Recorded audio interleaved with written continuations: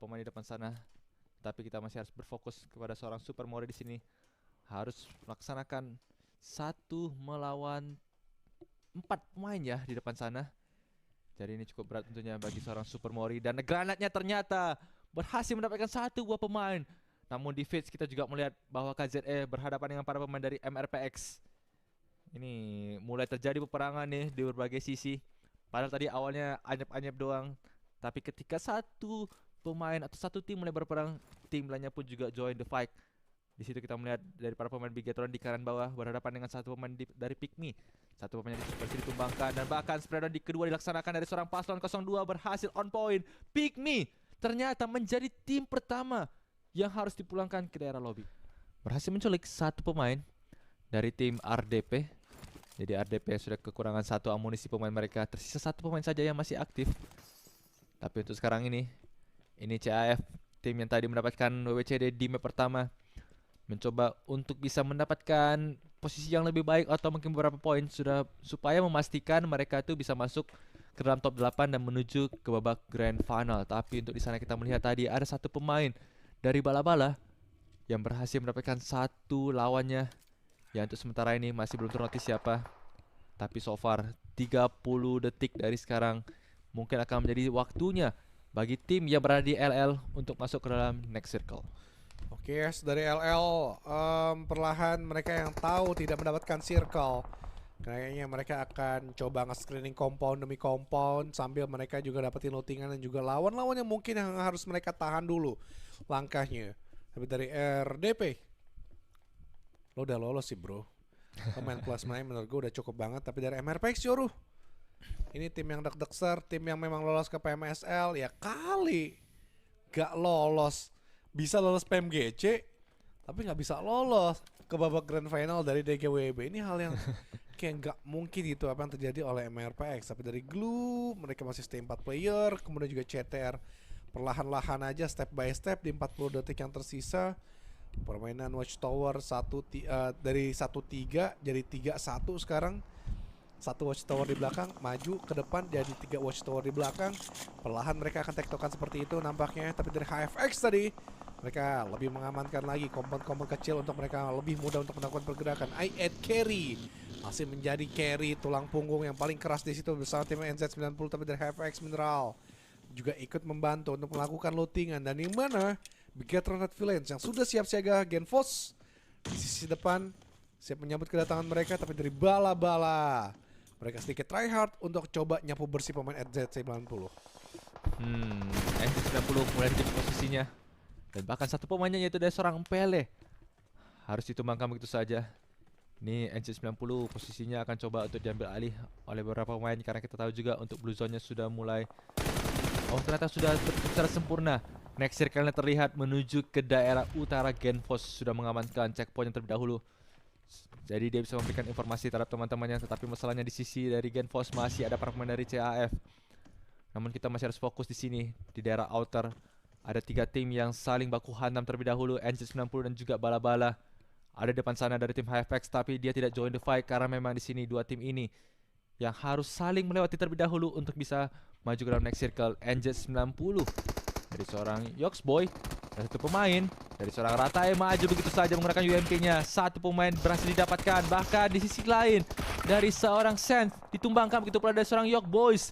2 pemain sudah dihilangkan. Bala-Bala harusnya berhasil untuk memulangkan NZ90. Ya, NZ90 ternyata yang lebih gahar tadi dari tembakan, tapi ternyata tidak. Bala-Bala masih menjadi sosok menakutkan ketika tadi memberikan penetrasi maju perlahan dan memastikan bisa menyicil pemain dari NZ90. Tapi dari Acil, padahal tadi sudah ngedodge, tapi ketika menarik mundur, pantulan granat dari seorang Dylan tadi langsung mematikan langkah dari seorang Acil. Berlanjut lagi dari CTR Acil. Bisakah dia dibangkitkan oleh Alexa dan juga seorang Flyboy? Tapi Alexa berhasil ternyata. Masih ada 25 detik yang tersisa. Flyboy bertahan seorang diri untuk melihat pergerakan dari I8 yang lainnya. Oret sudah membuka granat. Mereka agak sedikit struggle dari area barat daya. Nggak mungkin barat laut. Karena barat laut itu ada di atas. Betul, barat daya. Mereka satu arah rotasi yang sama dan I8 mau nggak mau dibandingkan mereka terbackstep ketika melakukan rotasi. Mereka harus mengantarkan CTR carry masih menjadi tulang punggung yang harus dimaksimalkan di situ untuk tim dari IE, tapi Kerry dibalikan keadaannya dari seorang Flyboy. Gue nggak tahu Flyboy ini siapa, orangkah yang bermain di Kagendra atau memang Flyboy yang ada nama-nama lainnya lagi. Tapi dari Genocha tahu dia bahwa ada satu pintu dan Acil masih kembali momok menakutkan untuk tim dari CTR. Acil masih berlanjut lagi untuk melakukan aksinya. Dilan seorang diri saja bersama Genocha tadi ingin melakukan aksi kabur tapi gagal. Tadi peluru cukup deras apa yang ditembakkan dari pemain-pemain CTR dan i8. Genocha terlihat dan ternyata di area lain terbackstep oleh RDP yang juga tryhard untuk berjuang masuk ke dalam circle. Wah, ini mulai berdarah, terasa sangat berdarah sih di daerah outer. Bahkan next circle sudah terlihat menuju ke daerah center circle. Ini HFX dan juga bala-bala harus saling membaku pukul terlebih dahulu. Mineral pun harus ditumbangkan di depan sana. HFX last man standing ya. Where are you? Masih dicari di situ posisinya, tetapi ada seorang Cashew dari tim bala-bala. Coba untuk memantau dan berhasil mendapatkan seorang lapar yang terlalu open posisinya, out of guard.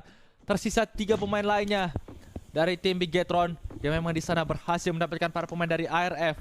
ARF harus pulang di posisi ke-8, tapi di sisi lain akhirnya lapar pun juga nggak bisa berbuat banyak. Dan di sini kita melihat dari EQT berhadapan dengan para pemain Glue. Ternyata sudah selesai peperangannya. Glue pun juga harus menyusul pulang ke daerah lobby. Ini benar-benar terasa sudah mulai perpecahan terjadi. HFX di depan sana, satu pemainnya yang terakhir masih coba bersembunyi di dalam sebuah hut. Sedangkan dari seorang Genfos seperti biasa masih memantau dari kejauhan, dari ketinggian terhadap para pemain dari EQT yang sedang melakukan rotasi. Oke, dari Genfos seperti biasa memang keahlian yang gue sebut-sebutkan adalah posisi yang tidak terbaca dan posisi untuk ke backstep lawan. Tembakan yang tidak terlalu memaksakan tadi berhasil untuk mendapatkan beberapa cicilan HP bar, mengikis helm dan mengikis juga face dari lawan, yang pasti mengikis juga utility aid kit maupun dari energy drink di stage 6 ini. Kemudian ada Genfos berharus berhati-hati, di bawah ada Dev dan juga Baby Iron, tapi di tengah masih ada Paslon juga bersama seorang Satarless. Tapi dari EQT makin juga datang touchdown di area low ground. Yang dikhawatirkan semestinya bukan Genfos, yang semestinya dikhawatirkan adalah bala-bala dan juga masih ada HFX di sebelah sana. Dan Cashew 7, pemimpin yang paling ada di puncak di sana, harusnya bisa sih ngedeteksi 1-2 granat yang terbuka. Apalagi vehicle belum diledakin, jadi tembakin terus-menerus vehicle-nya. Dan gue yakin Big Z akhirnya bener aja disengage. Lebih ingin mematikan langkah vehicle tapi bannya belum dibetusin. Jadi ketika lo mau explode vehicle, ban itu lo mesti dibetusin agar nanti celah bawah itu nggak bisa dideteksi oleh lawan.